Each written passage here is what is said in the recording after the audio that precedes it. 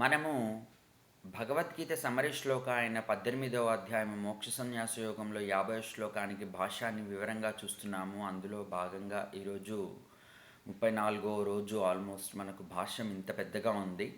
So మనందరం దాన్ని చక్కగా అవగాహన చేసుకొని నేర్చుకొని బెనిఫిట్ పొందవలెనని ఆకాంక్షిస్తున్నాను. ఈరోజు తేజోబిందు ఉపనిషత్తులో 6వ అధ్యాయంలో నిన్నటి నుంచి ఉన్న శ్లోకస్ కంటిన్యూయేషను. ఆత్మనోన్యజ్జగన్నాస్తి ఆత్మనోన్యత్సుఖం చ న ఆత్మనోన్యద్గతిర్నాస్తి సర్వమాత్మమయం జగత్ ఆత్మనోన్యన్న హి క్వాపి ఆత్మనోన్యతృణం నహి ఆత్మనోన్యత్తుషం నాస్తి సర్వమాత్మమయం జగత్. దీని అర్థము, ఆత్మ కంటే అన్యంగా జగత్తు లేదు, ఆత్మకన్యముగా సుఖము లేదు, ఆత్మ కంటే అన్యంగా గమ్యస్థానము లేదు. జగత్తంతయు ఆత్మమయముగానే ఉన్నది. ఎచ్చటను ఆత్మ కంటే అన్యంగా నేదియూ లేదు, ఆత్మ కంటే వేరుగా తృణము కూడా లేదు, ఆత్మ కంటే అన్యముగా ఒక పొట్టు కణమంత కూడా లేదు. జగత్తంతయు ఆత్మస్వరూపముగానే ఉన్నది. నెక్స్ట్ శ్లోక. నిత్యానందమయం బ్రహ్మ కేవలం సర్వదా స్వయం అనంతమవ్యయం శాంతమేకరూపమనామయం మత్తో అన్యదస్తి చేన్మిథ్యా యథా మరుమరీచికా వంధ్యా కుమారవచనే భీతిశ్చేదస్తి కించన శశశృంగేన నాగేంద్రో మృతశ్చేజ్జగదస్తి తత్ మృగతృష్ణాజలం పీత్వా తృప్తశ్చేదస్త్విదం జగత్.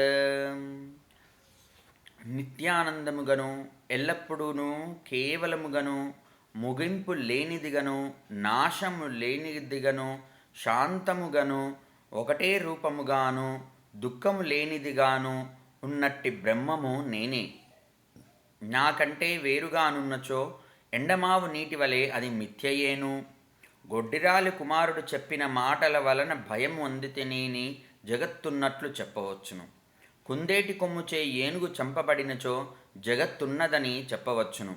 ఎండమావు నీరు త్రాగిన ద్రప్పిపోవునచో జగత్తున్నదని చెప్పవచ్చును.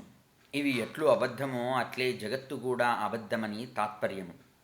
అంటే ఇక్కడ కొన్ని కొరిలేషన్ ఎలా ఇచ్చారంటేనా, అస్సలు మనము మన నార్మల్ కాన్షియస్నెస్కి, నార్మల్ బ్రెయిన్కి తట్టేటువంటివన్నీ ఎగ్జాంపుల్స్ ఇచ్చి, ఎండమావి లోపల నీరు వల్ల దప్పిక తీరుట నిజమైతే బ్రహ్మము తప్ప వేరేది ఉంది అని చెప్పడం లోపల ఇక్కడ ఏంటంటే, మనకు తెలిసిన విషయాల ద్వారా ఈ యొక్క శాస్త్రాన్ని, తేజోబిందు ఉపనిషత్తుని క్లియర్గా ఎక్స్ప్లెయిన్ చేశారు. ఏవైతే అసాధ్యమో అవి సాధ్యమైనప్పుడు అప్పుడు బ్రహ్మము తప్ప వేరే జగత్తు ఉంది అనేటువంటిది అనుకోవచ్చు మనము అని చెప్తున్నారు. కాబట్టి ఇవన్నీ పైన ఇచ్చిన ఎగ్జాంపుల్స్లో లాగా ఇవన్నీ ఎట్లు అబద్ధమో అట్లే జగత్తు కూడా అబద్ధమని తాత్పర్యము ఈ శ్లోకాంది. నెక్స్ట్ శ్లోక.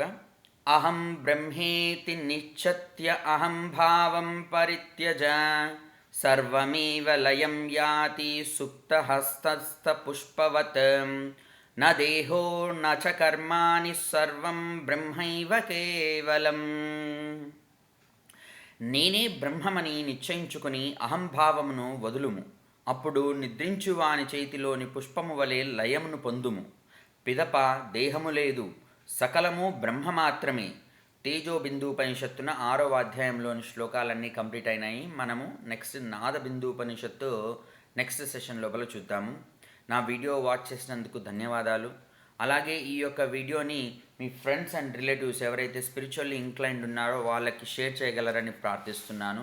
అలాగే నా యొక్క యూట్యూబ్ ఛానల్కి సబ్స్క్రైబ్ చేయగలరని ప్రార్థిస్తున్నాను. Thank you so much. Happy day to you all.